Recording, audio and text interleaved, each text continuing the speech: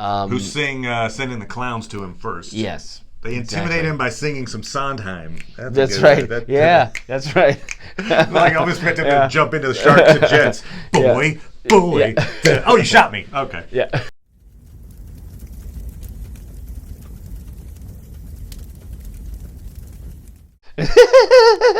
Laugh. And appropriate, because hail, Internet. It's Paul, it's Matt. Dork Lords, we are here talking about the much discussed movie, Joker. Yes. We've both seen it, have some thoughts on it. Just a few. I'll let you go first, sir. Oh, okay. As we talk generally, and then we're going to talk, we disagree on a few things, so Yeah, that's Paul will give me the side eye. Yes, I will definitely give him the side eye. All right. One of the things that people are talking about with Joker is the fact that it's a drama, that it's really intended to be a serious film. Comparing it to, other comic book movies and stuff. I mean, I think this definitely fits into the trend I was talking about before, which is basically like people who have ambivalence about comic book movies making a comic book movie. So I don't think this director, he would make the type of like Batman vs Superman or a Marvel movie. I don't think he would make those typical ones. I think what he likes about this movie is the fact that it's people are comparing it to Taxi Driver and King of Comedy. So true. I mean, as far as Todd Phillips making a movie like Endgame, of course, Endgame wouldn't compare to Hangover 3. So right. Yes. Yes. But no. Yes. Point taken. Yes. Right. But I think you could perhaps see more similarities between Hangover and Community. Okay. Which is the stuff that the Russo brothers did before they did Endgame. Gotcha. You're saying that is the potential lead-in, the gateway to still being doing... It's just basically, a comedy, that is smaller scale than a superhero movie. Gotcha. Which is, I think, what they look for when they're looking for people to be directors is, okay, he made this nice small movie. We can help him with the big stuff. We just want somebody with a vision who can come up with a movie. So it's hard for me to think of any villain-focused comic book movies. I agree. Okay, good. You didn't have any on the top of your head. Nothing on the top of my head. And now you read it's going to be like, duh. I mean, when you think of movies in general that are villain-focused, viewers, perhaps something along the lines of like the prequels are focused on Darth Vader and his origin story. Yeah, but that's not comic book necessarily. No, agreed, I mean, they've made comic books out of Star Wars, but that's not how its origin, and people don't think about it. Right. Well, if they do, they're kind of expanding the... Like, we don't see... there's not like a Lex Luthor movie where it's just about Lex. Right. For instance. Right. So, and certainly everybody knows about the Joker. He's one of the most popular villains. So that's the sort of context, and that affected my thinking about it. I think one of the powers of these movies is that you have characters who are in a whole world has relationships to other characters that people know.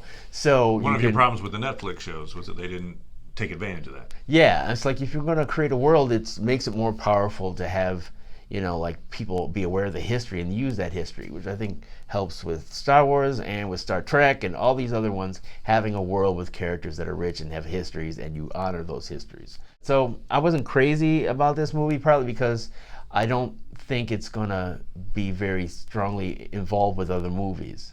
It's possible, there's talk maybe they can come out with a sequel, though I think the director has said it would be a little further on, so it wouldn't be by the time that Joker would be meeting with Batman. Right. He specifically mentioned there would not be a confrontation scene. It wouldn't be a Batman versus Joker in the sequel, which kind of makes sense too, because we've got a situation where you got a 10-year-old Bruce. Yes. If you just picked up right where you left off. Yeah, it's the Joker just punching a 10-year-old. That's Gotham, I guess. Right. Yeah. Good point. Very Gotham-esque. In fact, the origin of the Joker character in the Gotham. I'm not an expert on the Gotham series, but there's maybe some tie-ins between how the show handled the Joker and this handled the Joker. Yeah, I mean, it's my understanding, I didn't watch it either, but that he was a comedian, I think. Right. And then there's also the fact that the original guy that was looked like he might be the Joker is actually the inspiration for the guy who becomes the Joker. And so there's, anyway, some theories that maybe that's what's happening here. Interesting. Anyway, so wasn't crazy about it. That's my basic, but yeah, that's my opening thoughts. I got you. For me, yeah, I don't love this movie, but it's not a bad movie. No, I thought it was very interesting, and I'm glad I saw it. Yeah, the question of like this movie shouldn't have been made. Like, it's perfectly fine to be make this movie. I don't know. I'm not in that camp or anything like that. But it's engaging. Joaquin Phoenix does an excellent job. He's he's a riveting character to watch. I don't feel like the movie itself is like an Oscar contending style movie, personally. Yeah. But no. And I am hoping I mean, it's perfectly decent performance, although it kind of feels limited by how gimmicky it is. I mean, in that, it's like, wow, he really has to deal with being so sad or upset and become, crazy as a result of it, or psychopathic as a result of it. I think we'd be better off if that didn't win an award. In what way? What do you? I mean, I don't understand what you're saying. You're saying, in other words, it's just. It's one thing. Story. It's one thing if you have a performance where somebody like Daniel Day-Lewis with My Left Foot, like, wow, that performance, or John Hurt in Elephant Man or whatever, oh, wow, that's such a difficult thing. But this character where he went around and killed people, and I feel like you don't need an award for that. I kind of feel like all right, you're better off not giving. Heath Ledger got an award for that, right? I mean, true. Yeah, you're right there. I mean, that was kind of the same idea. Right there. Yeah, well, it was best supporting actor. This would have to be best actor. Oh, you're right. He couldn't be the supporting actor. Right? I mean, that's what had to be best actor. It's like, this is what the movie's about. It's about this person, and let's give him an award. That's what I'm talking about. I got you. All right, so let's talk about some of the deliberately controversial things about this film. Things that are left intentionally vague. Dealer's choice here. Do you want to talk about whether or not Joker is Thomas Wayne's son first, or do you want to talk about whether the ending is all in his head first? Is anybody else arguing that point? No. Okay. But I am. But anyway, all right, so let's start with the with the Thomas Wayne. Yes. Okay, so the movie is intentionally vague on whether or not. Wait, I gotta loosen myself up for right. all the head shaking that I'm gonna do. Is in fact Thomas Wayne's son. Yes. I would say superficially, if you watch it face value, the movie tells us by the end that no, in fact, Arthur is not Thomas Wayne's son. However, I feel like there's some clues in there that I have a hard time getting over. I personally feel like it's like a 60-40. I think Joker is Thomas Wayne's son. I'm going to try to spell that out here. Here we go. All right, so Penny. Yeah, I'll give you plenty of rope. All right. Penny, Arthur's mom, she's the one who's like, hey, Arthur, I wrote these letters. Make sure you get them to Thomas Wayne. And I think at the beginning, I get the sense that Arthur's just humoring her, like, oh, sure, Mom. Okay. Yeah, I thought it was going to become an issue where you find out that he hadn't delivered any of those letters, that he lets her write and then he just sticks them in a box or something. But that never happens. Right. So eventually he decides to look at one of the letters. He sees what she's writing. Right. It's like, oh, so he's an adult.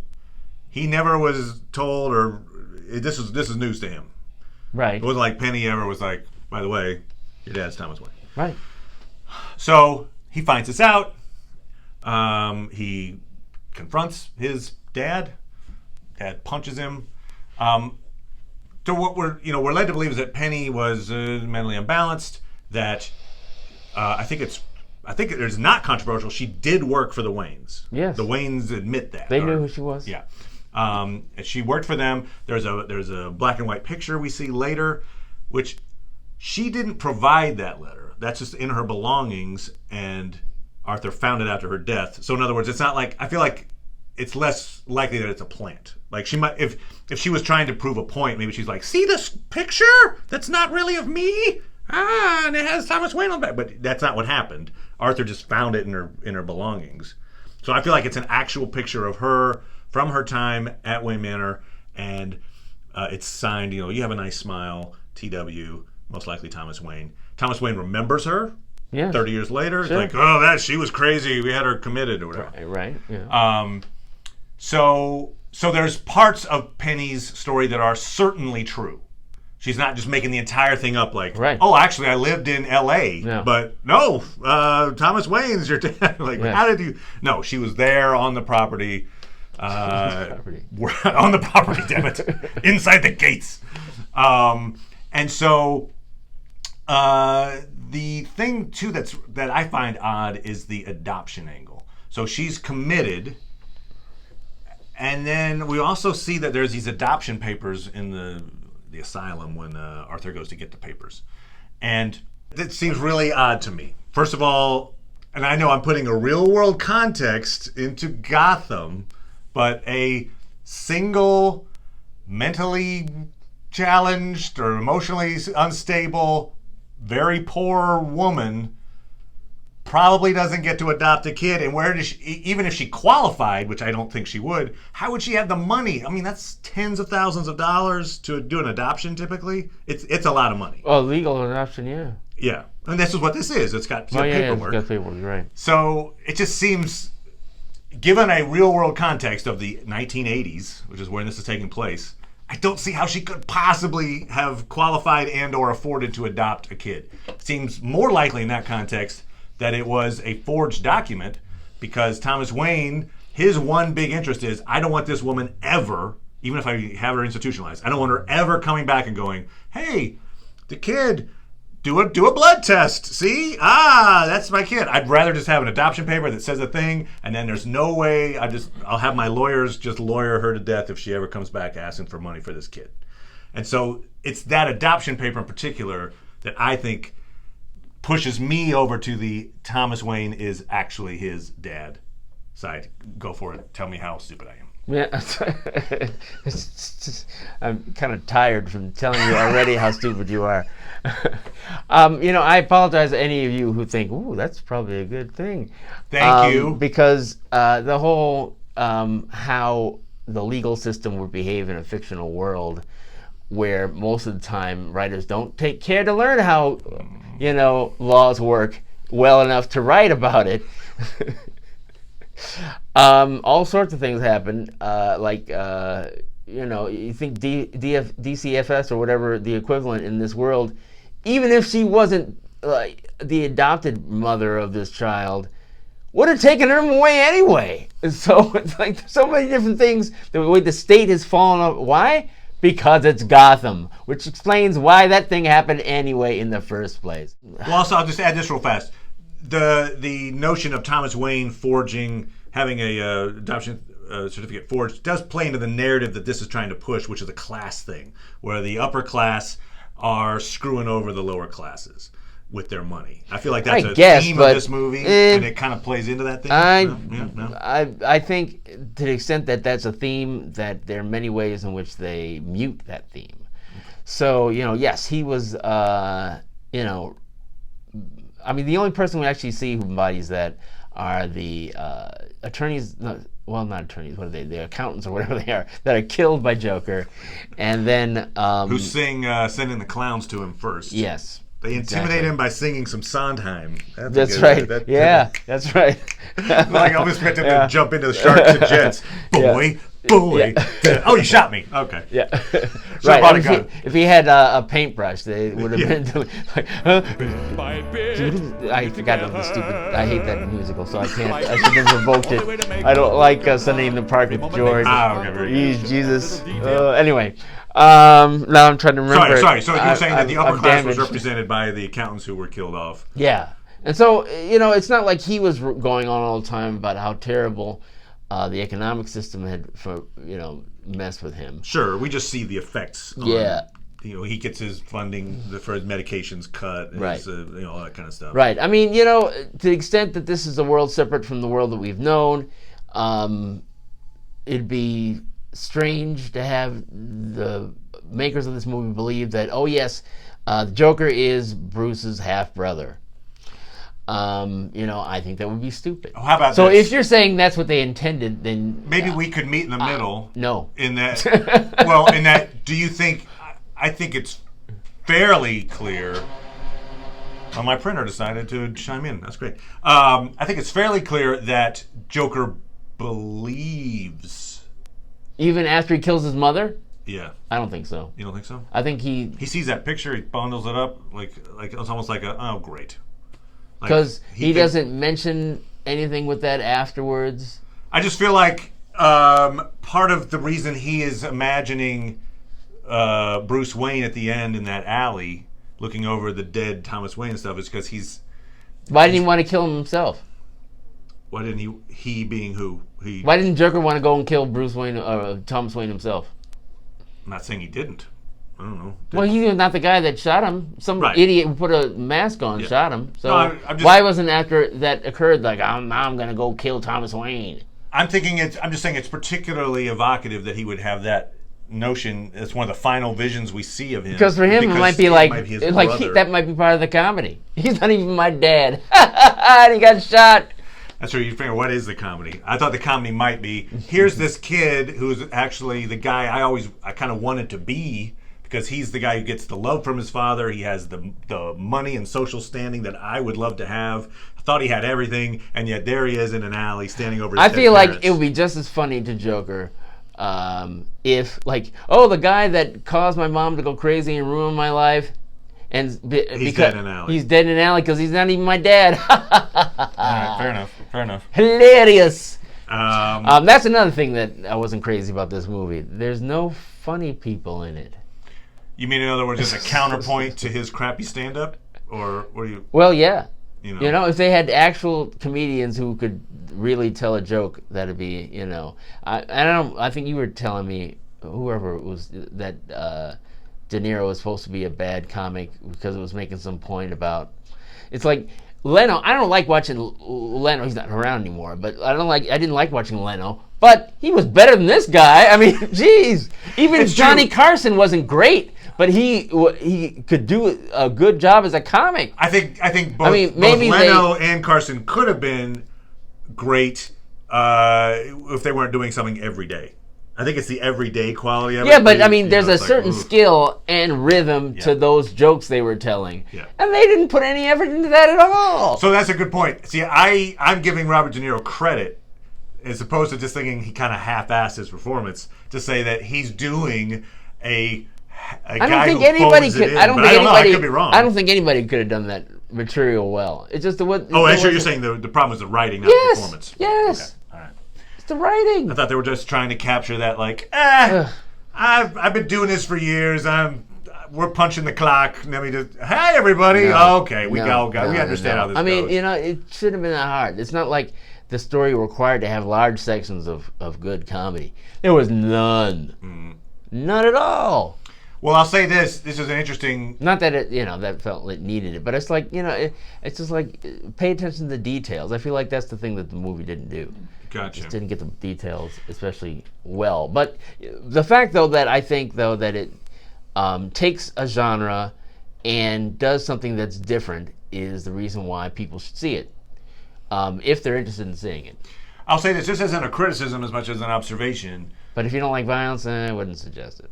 Right, although it's not hyper violent compared to something like if you go see John Wick 3. Yes, you're gonna see 10 times the body count. Although, like a lot of that was like shooting, which and it's kind of in a way it's something about shooting that's different than like I'm gonna cut parts of your body off, and and yeah. I wouldn't call this a horror movie though. No, definitely not. Yeah.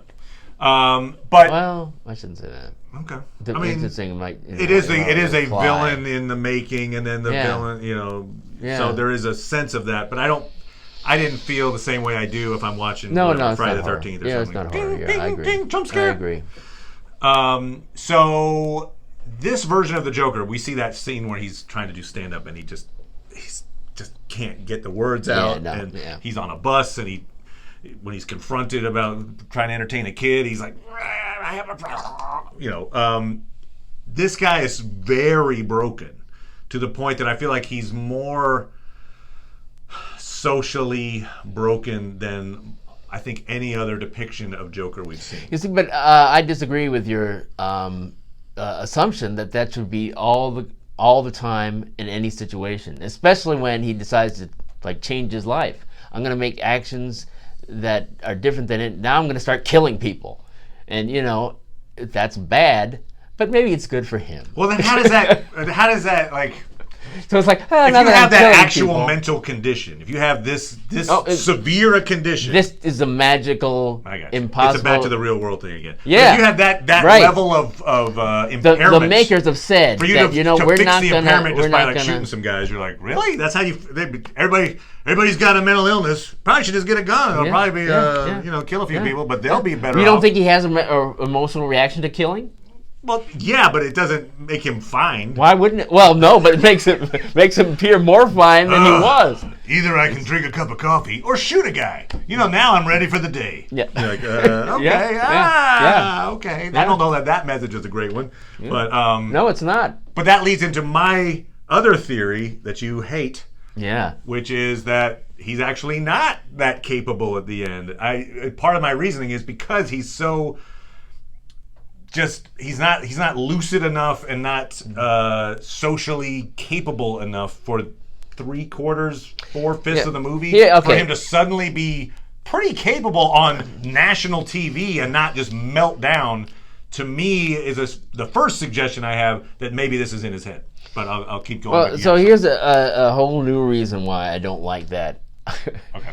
Why would you have a situation where it's like, okay, you're watching the movie and here's something that is occurring that isn't actually happening, and we don't tell the audience? Why would you do that? Because you're suggesting it and you leave it to the eye of the beholder. Ugh. It's a movie with an eye of the beholder thing. Like for instance, I mean, this is not anywhere near the same. You're gonna Pulp Fiction me or something? I'm gonna Inception you. Oh. So Inception at the end, he spins the top. We don't know. It ends before the top falls down. Did the top not fall down because he's still in a dreamland, or did it not fall down because you just cut before? But here's the thing, though. It's up to the beholder. Everybody knows that's what the question is there, and also in Pulp Fiction. But again, no one else I've heard talks about maybe that the guy didn't get shot. Well, let's just it's say all in your head. It's all in my head. The whole movie's in my head. I don't know what I saw. I'm in his head. Okay, well, first of all, they certainly give you the notion that there are several scenes that are in his head. Yeah. So and they show you. Sure. Here's. But it also doesn't do the. No. Smoke. Oh, I see. You're right. Here's a scene with Joker, who are next to the woman Sophie, and then here she is magically gone. Sure. Oh, so she wasn't there after all. And then he has a scene with her where it's like, what are you doing here? I don't know. I only know you're across the street. So they let you know that it didn't happen. True. But in this case, they would don't confirm that for the audience. We like that. Because it's building to an ending. What do you gain from having this guy still alive? Nothing. It bookends the movie well, I think, in that if this is a thing. Bookends, they exist. In the very beginning, in our world and in Gotham. Near the beginning, when we see that Arthur Fleck imagines himself on the show. He's in the audience. He has a weird laugh. And they show you that's fake too. And they come in, and Murray Hill brings him up on stage. Is like, but in this case, they didn't tell you that it was fake. You're saying. Correct. Why? Why you only because they want to leave you with the idea that maybe it is real. Is it real? Is it not? What do you gain? What do we gain for it not being real? What does that mean? What is that? It just means that this guy has this. He wants to be empowered, and he's not, and so he puts himself. He's like a Walter Mitty character that puts himself into situations where he is empowered. And then another situation where they tell you when it's not. I hear you. I'm not saying it's 100%. I'm not saying I just feel like it is very odd that here's how I think the actual set of circumstances goes. So here, actually, to me, let me help Can you I out give here. a timeline? No? Okay, go ahead. Well, before you go on your timeline. All right. Maybe this is another way this movie is bad. Obviously, Occam's razor. I can concur with that. But so what I think is the most likely actual timeline is, okay, so he's killed the 3 guys on the train who sang Sondheim to him, and then he kills his coworker with the scissors. Yep. But he lets the midget go. Yeah. I call him midget. Sorry, that's terrible. They call him a midget. Little person. He lets the little person go. A darkly comic scene there where the guy can't reach the latch. Yes. Yeah, that was actually probably the only legitimate laugh in the whole movie. And so Joker lets him go anyway. Cool. You can go. So in my version of this timeline, the little person goes straight to the cops. Why wouldn't he? Oh my God! I just witnessed a gruesome murder. The guy's still in the place. There's a corpse on his floor. He's dangerous to society. So I think at that point, shortly thereafter, Joker got arrested. He puts the costume on, and as soon as he puts on this suit he's gonna wear to the show, and he puts on his makeup that he's gonna wear to the show, and from then on, it feels like a series of wish fulfillments. It's like, oh, the cops chase me, but because there's this riot in town with a bunch of clowns that I inspired, the clowns stop the cops and in fact beat up the cops. They save me. Then I get on the show. I get to tell the world, hey, you know what? You guys get what you deserve when you screw with a loner with a gun. Boom! I shot the guy. Oh, any repercussions? Not really. Oh, I got arrested? Oh, but again, I get saved by the clowns I inspired who pull me out of a car, and I get the standing ovation that I never got as a stand-up comedian, but now I get it because I'm surrounded by all these clowns that adore me. And then we cut to, he's actually, probably a time passes, but he's in an institution at that point. Yes. And we see news reports of the guy dying. All these different news reports. Well, is that in his head, though? No. Because it's not a news report outside of that event. It's not like while he's in the institution, there's a TV playing. It's like, we're still recovering from the fact that Murray Hill died. No, it's like in his fever dream, or his Walter Mitty experience, he achieved this sense of power. There is also the fact that he's laughing at, he's like, you wouldn't get the joke, and he's laughing at the scene, and she says, what are you laughing at? This is the psychologist at the end. He pictures the scene where Bruce is standing over his dead parents. Well, he wasn't there. Maybe he heard about them dying. Sure, he probably did. He probably heard about them, but he's picturing the exact scene. Just saying, it would play into the notion that this was all. Is he picturing the exact scene, or are they showing us the scene and he laughs? You tell, bad movie. I'm just saying. I think there's a case that can be made that this whole I suddenly became famous and became lucid enough to go on national TV and carry out a plot, and I got saved by my adoring clown rioters is just all in his head, and he's actually just been in a cell for that entire time. So help us out. Is Matt stupid? Am I stupid? Or am I wrong? Maybe I'm wrong. Maybe all you is and you guys can spread that out into the world, and then ultimately the director will say, yes, that didn't happen. Right, I don't see what you get from that at Todd all. Phillips has and said, also the whole thing about the Wayne could happen, whether or not he actually shot De Niro in the head or not. Agreed. So, but the director, Todd Phillips, has said in an interview that one day he would actually explain what he intended. I don't know why he would do that, frankly. Just let people guess. But he's apparently going to go on record at some point to say, yep. He's obviously going to say this. Thomas Wayne was Arthur's dad. Okay. And yep, that last scene where he shot Robert De Niro, that was all in his head. And when he does that, then you come back and click like on this video because I was brilliant and not stupid. See, that really saves you. I don't think you're going to have to press like on this video. So, this activity will probably not happen. You won't have to do it, certainly. Good point. So you are free I just to live your life. out of actually enjoying this video. Exactly, Okay, great. right. Oh, yes. Good. There you go. No, you can't like this if you disagree with yes. If you're rational, you can't like this All right, well, if you don't like it, then you have to give a comment going, I agree with Paul, Matt's stupid. And at least then you're There you go. somehow... That's how we get activity on the thing. All right, any other thoughts, sir, on the Joker before we move on? No. We paused in our reviews of Carnival Row Yes. to do this, so we'll be back to talk about the last episode of Carnival Row next week. But thanks, everybody, and we'll also be talking Mr. Robot. Oh, yes. Bye now. Bye.